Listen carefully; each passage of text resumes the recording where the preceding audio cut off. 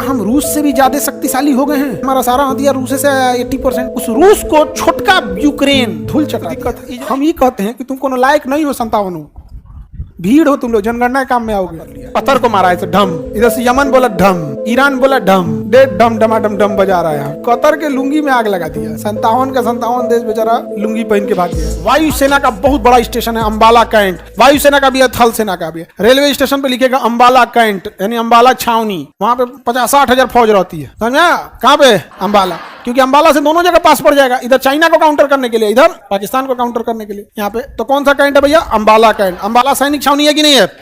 अंबाला सैनिक छावनी है। एयरफोर्स राफेल जो जहाज आया है उसका बेस स्टेशन कौन है? अंबाला है। तो जो राफेल आके कहाँ रखा गया है? अंबाला में है। अंबाला में राफेल जहाज, अपना राफेल। समझ में आ रहा है कि नहीं आ रहा? अभी तो जो जमाना आ गया युद्ध का वो ड्रोन टेक्नोलॉजी पे शिफ्ट हो रहा है, क्योंकि ड्रोन में क्या है ना कि कोई मर रहा है, ड्रोन में तो कोई बैठा रहता नहीं है, ड्रोन में तो कोई नहीं बैठा है, गया 10 को फिर बन गया। ड्रोन में क्या भाई, आदमी जैसे एक पायलट मरा तो बहुत झमेला हो जाएगा, एक नया पायलट लाना होगा, पायलट का कैजुअलिटी है ना, उसमें कौन चाहिए? ड्रोन में पीछे 20 को फैक्ट्री लगा, एक को मारा है 500 बन गया, पीछे पीछे कितनी बड़ी फैक्ट्री लगी है यही डिपेंड करता है ड्रोन में। तो आज पूरी टेक्नोलॉजी ड्रोन चली गई। क्या हम रूस से भी ज्यादा शक्तिशाली हो गए हैं?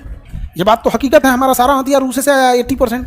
उस रूस को छोटका यूक्रेन ड्रोन के दम पे धूल चटा दिया, फंसा के रख दिया है पूरी तरह से। और हम लोग ड्रोन के मामले में उतना एडवांस नहीं है जितना होना चाहिए। बैरेटो ड्रोन उसका क्या नाम है, तुर्की का बहुत स्ट्रांग है, और तुर्की पाकिस्तान को बैकअप सपोर्ट दे देता है। अभी सऊदी अरब से पाकिस्तान का समझौता हो गया, ये चट्टा यूक्रेन के इजराइल के डरे पाकिस्तान से समझौता कर लिया। इजराइल के डरे, इजराइल बड़ी मार मारा है, पूरा 57 मुस्लिम देश को ढोलक बजा दिया हुआ पे। कतर को मारा है ढम, इधर से यमन बोला ढम, ईरान बोला ढम, डेढ़ ढम डमाडम ढम बजा रहा है।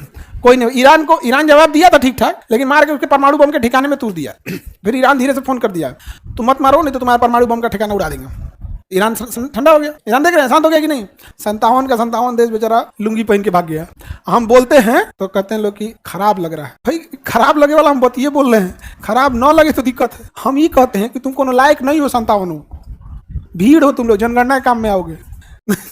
कुछ नहीं कर पा रहे। उन्होंने इजराइल बेचारा कतर के लुंगी में आग लगा दिया। कतर ने 8,000 करोड़ का जहाज गिफ्ट दिया था किसको? अमेरिका को। 8,000 की 15,000 करोड़ का जहाज गिफ्ट दिया था कि इजराइल से हमको बचा लीजिएगा, और कतर में घुस के इजराइल मार दिया।